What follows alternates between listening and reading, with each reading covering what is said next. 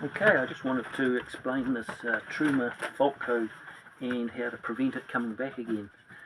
Now, the E is an error and the H is for to do with the heating. So this is a Truma Combi 4E, this one.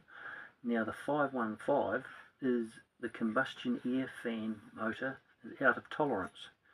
So it just means that it's not running at the right speed, and so it just shuts off. Now what causes this is heat damage. So the heat damage is caused because of the shutdowns not happening in the right way.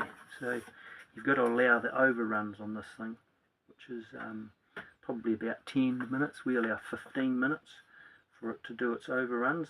So after you've turned off your Truma heating at the Truma control panel, leave the 12 volt board on for at least 10 to 15 minutes, and that allows this wee motor to just cool everything down. The circuit board cools down, all the gases go out, and it keeps it in good condition.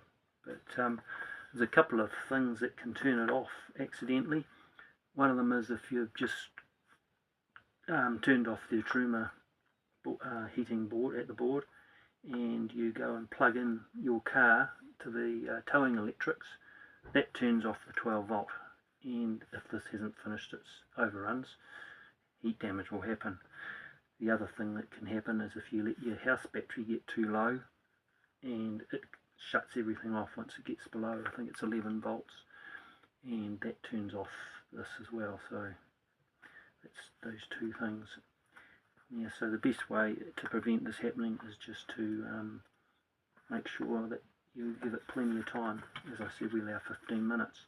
You can replace this wee motor, or you can, if you're out somewhere and you haven't got one, you can do a temporary repair, which I did with a wee bit of wire with some oil on, and just pushed it in, lubricated that shaft, put it in there as well, and lubricated that shaft, and just kept it going until it freed it up, and we were able to finish our holiday with it. But it did come up again next time we went to turn the boiler on.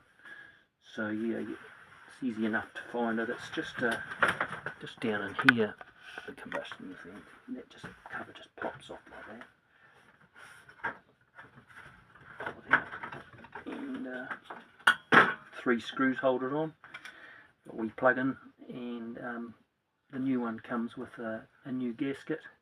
Just make sure that gasket is seated properly, and screw it on, and she's all good.